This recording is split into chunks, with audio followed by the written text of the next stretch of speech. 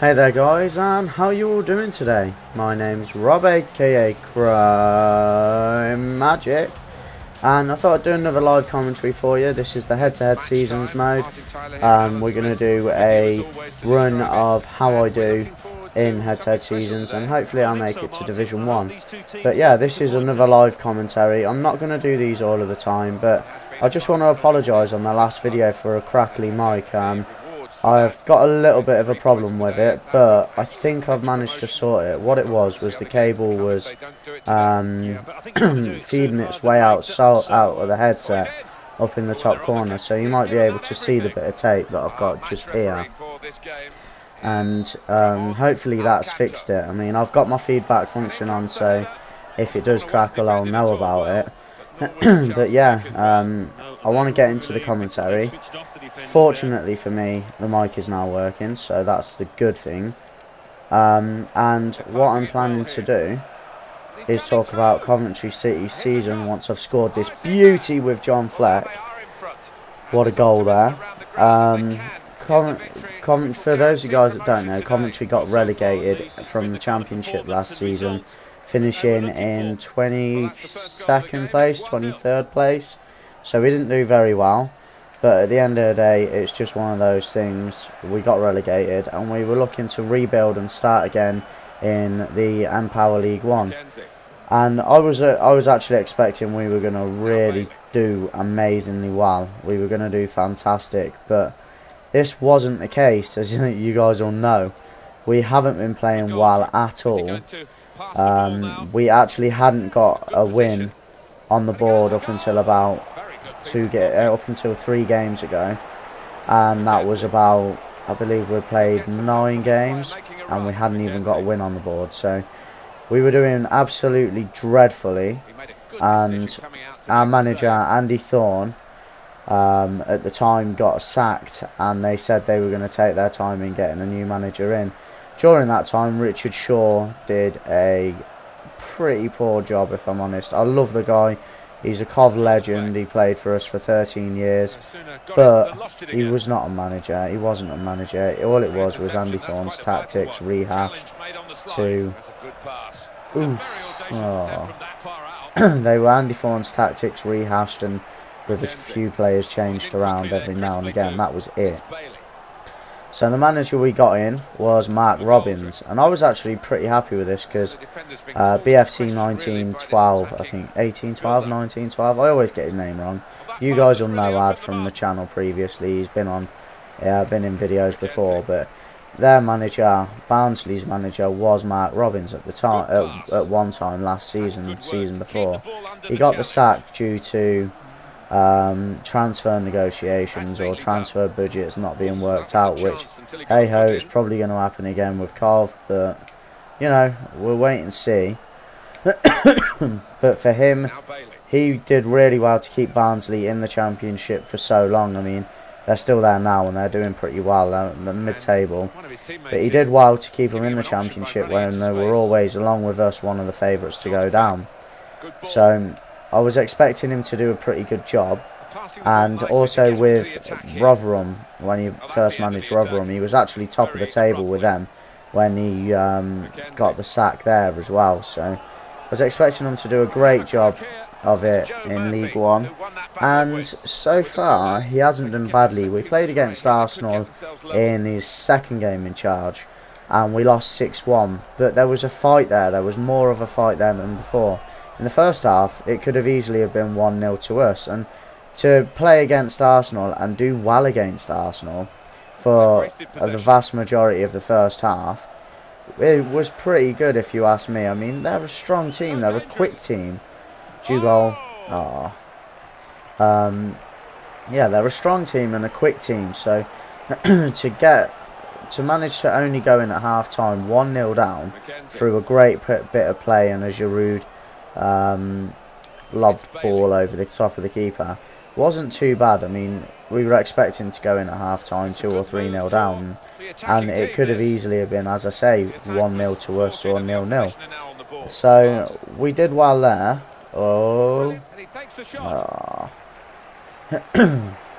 Let it go out, yeah. 1 second. Oof. Didn't work out the corner for the attacking team.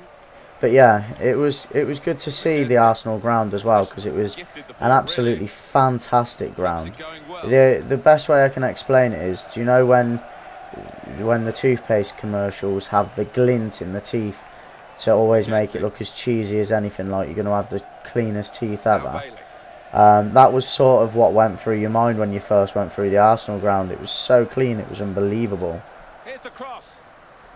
But it was a fantastic experience to have 8,000 Cov fans all singing in unison and out singing 50,000 Arsenal fans was just an amazing feeling. We have got the support there. A lot of people turn around and say, oh, Cov aren't a supported team.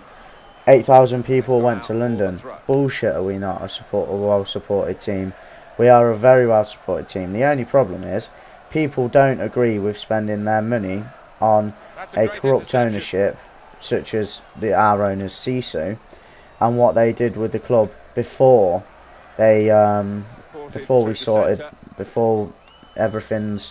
all of the developments have happened recently. Before that, they ended up ruining the club, and I still don't think they should manage us they should own us anymore. But there has been a recent development whereby there's an agreement in place for us to own half of the Rico Arena. We didn't own our stadium before, but now we own.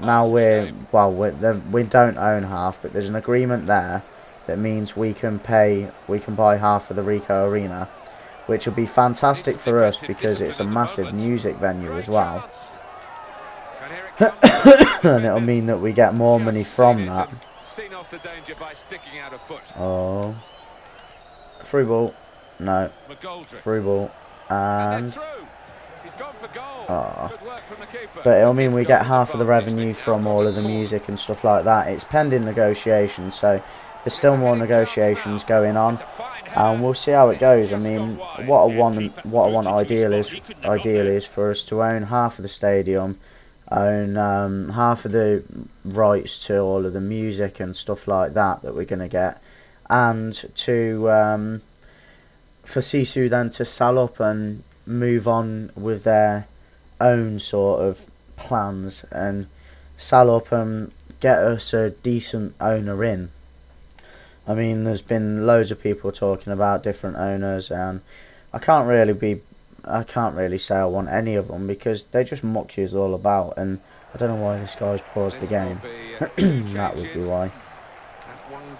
But we managed to get our first win against Oldham last Saturday, which was a massive feat for us because we wanted it so badly.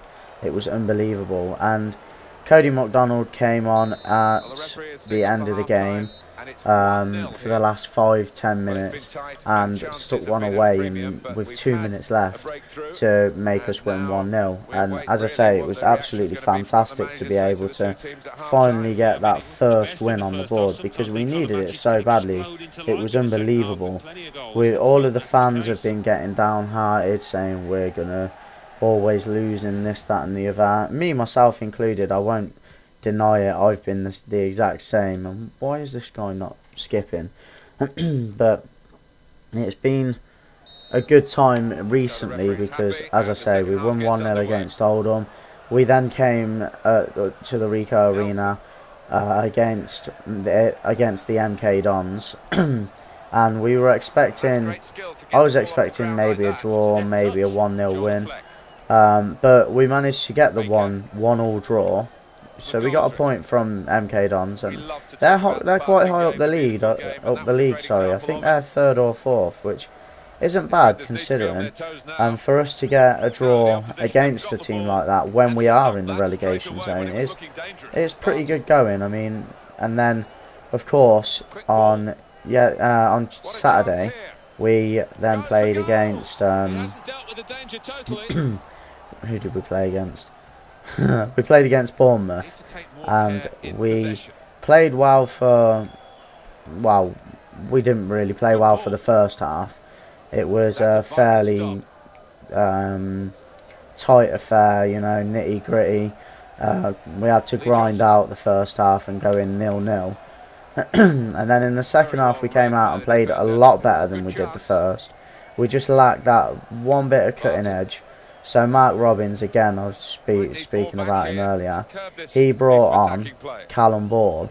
And Callum Ball's a really, he's a big player, 6'7" I think he is, quite a big player.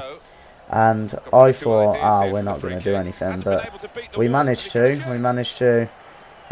managed to slip in a ball to David McGoldrick, who managed to put the ball past former England goalkeeper David James. And it was a great feeling because it was good to see Mark Robbins isn't afraid to take a chance and go against the team, and what a goal. It shows that Mark Robbins isn't afraid to take a chance, as I say, and bring on somebody new.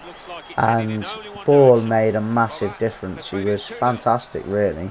He played his heart out. You can tell he really wants to get into the first team, because at the minute he's not a first team player. And it just shows the willingness for the teams now to go for it and to absolutely give it their all.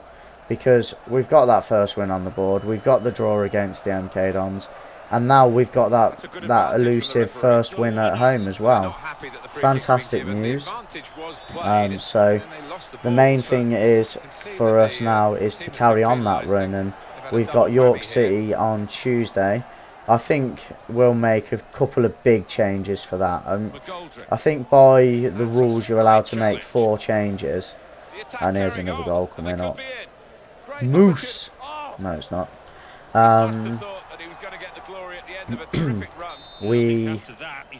Yeah, as I was saying, we've got York City coming up. We'll make probably 5 changes to that and give some people a rest, which I think will do us good as well, because a couple of players haven't been looking too fit. I mean, one being John Fleck. He came on the last game and didn't look very fit at all, and that was just awful. He didn't look fit at all in the game against Oldham. No, sorry, the game against the MK Dons.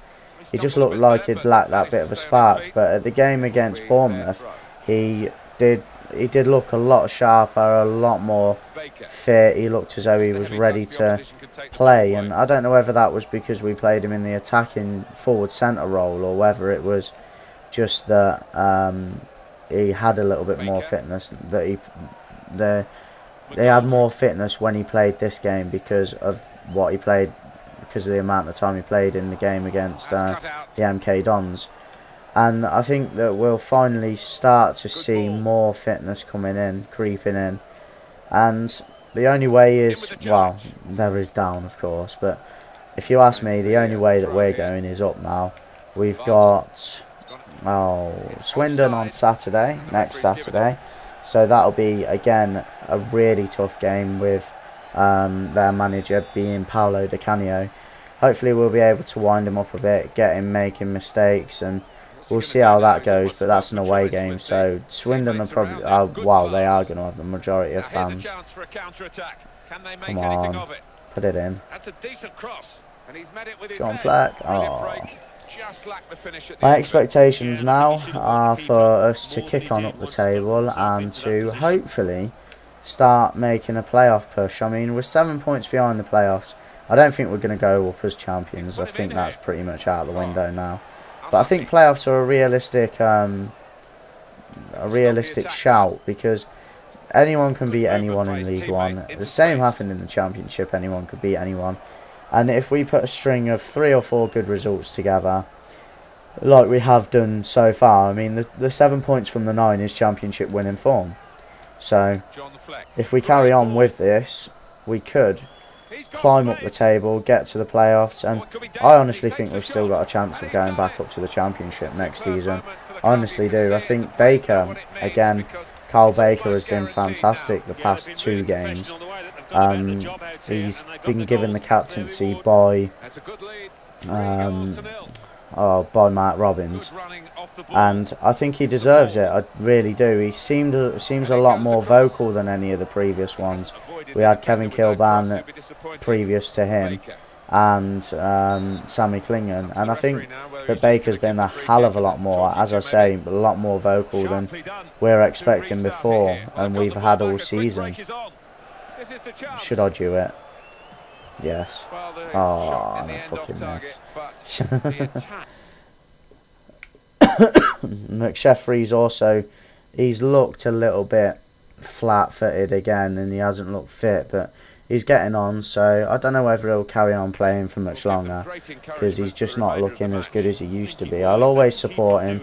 I'll always support any player that plays for Cov, but he just needs to be a little bit sharper, because otherwise he's going to be taken out of the team for John Fleck, because Fleck looks so much better than him. Oh, and he's offside.